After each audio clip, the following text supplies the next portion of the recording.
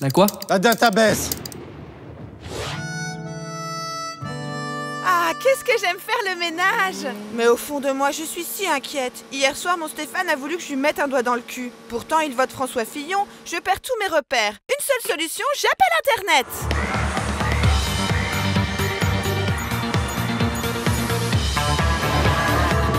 Pas de panique, Swazik. Si cela vous surprend que votre conjoint plutôt conservateur aime prendre du plaisir avec son anus, c'est parce que les pratiques sexuelles des électeurs ne sont pas toujours en accord avec l'image qu'on a de leurs convictions politiques. Selon un sondage IFOP datant de 2017, les centristes pratiquent par exemple très peu l'échangisme, alors que c'est pas les derniers pour retourner leur veste, ces petits coquins de sociotraîtres. Certaines pratiques semblent en revanche plus raccord avec les idées reçues. Toujours selon la même étude, 84% des électeurs d'extrême droite pratiquent la levrette, ces gros porcs. Et 37% des électeurs du Front de gauche ont déjà fait un plan à 3, ce qui est bien supérieur à la moyenne nationale, qui n'est que de 18%.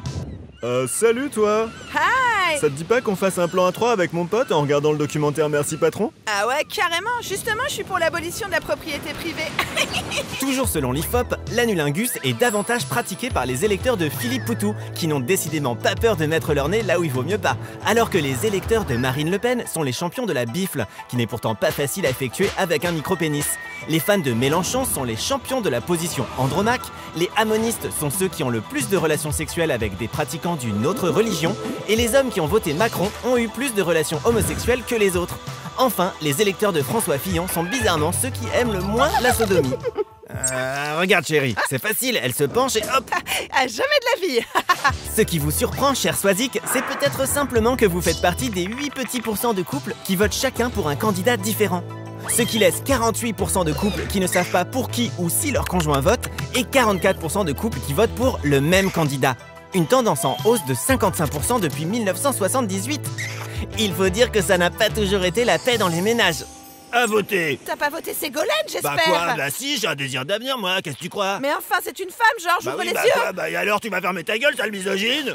Voilà Swazik, ce n'était pas la peine d'abandonner votre aspirateur pour si peu. Votre Stéphane est probablement tout simplement en train d'explorer sa sexualité avec vous, ce qui ne veut pas dire qu'il change de bord politique. Merci Internet, je suis tellement soulagée. Chérie, sors la vaseline, je vais te fillonner la nuit. Et ainsi qu'aime à l'exprimer Jules. Oh cousin, tu viens sur ma chaîne où on t'appelle l'OVNI. Eh, merci, hein.